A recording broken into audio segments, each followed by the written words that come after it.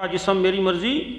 اگر انسان کی سوچ کو پورا قرآن میں کیوں مضمون پھیلا ہوا ہے کہ انسان آج جو تو کہتا ہے میری مرضی میری مرضی، کون سی مرضی کی بات کرتا ہے؟ تو اپنی مرضی سے آیا نہیں ہے، تو نے اپنی مرضی سے جانا نہیں ہے. تو اپنے اوپر غور تو کر کہ تو ایک نطفے سے تیری پیدائش ہوئی ہے.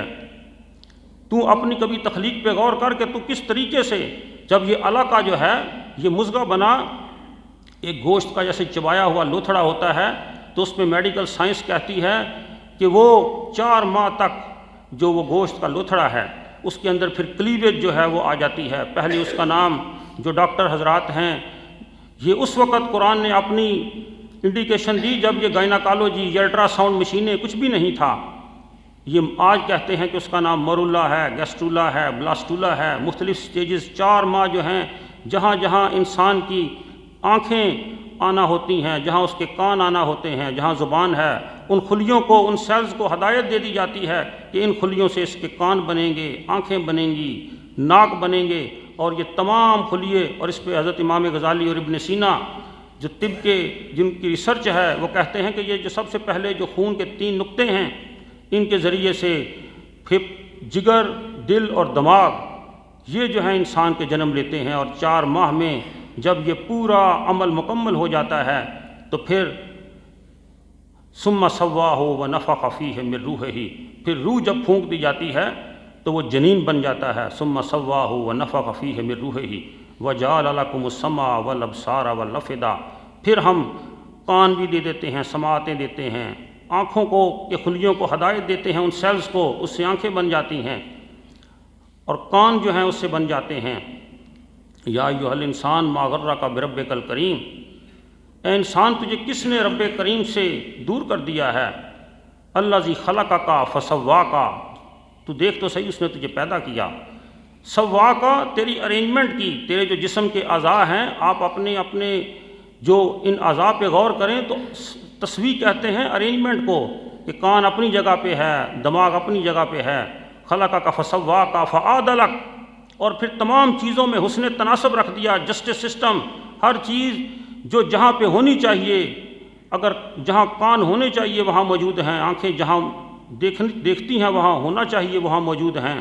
فسواک فعدلک، اور اس تمام کرنے کے بعد فی ای صورت ما شاء رکبک، ہم نے جو صورت تمہیں عطا کرنی تھی اس پورے سکیلیٹن اور ڈھانچے کے اوپر، آج جو تم اپنے چہرے پہ اور صورت پہ ناز کرتے ہو اور اکڑتے ہو اور اسی چہرے کے ذریعے سے اللہ کی مرضیوں کے مذاق اڑاتے ہو، تو دیکھو ہم نے یہ تمہیں صورت عطا کی. یہ پورا انسانی ڈھانچہ جو ہے اس کی ترتیب میرے اللہ نے بیان کی. کس لیے؟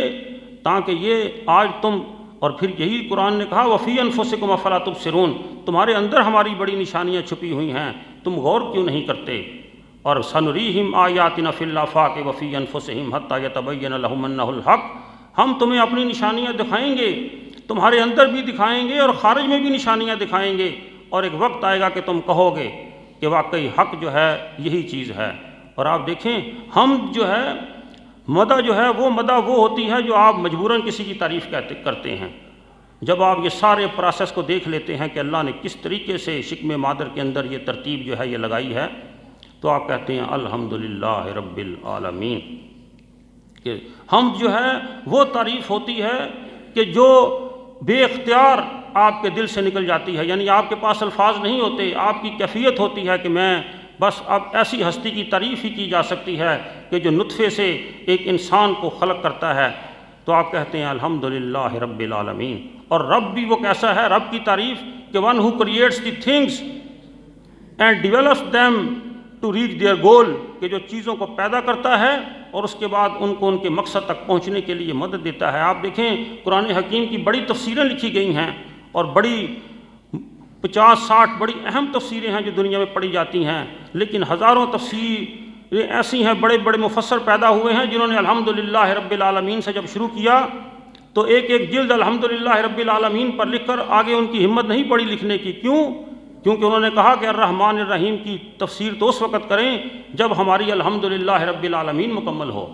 الحمدللہ رب العالمین یہی ابتدا ہے انسان کی، اور جب اس کائنات کا اینڈ آف ٹائم ہوگا تو سورہ زمر کی جو آخری آیات ہیں تو اس میں بھی یہی ہے، وقیل الحمدللہ رب العالمین۔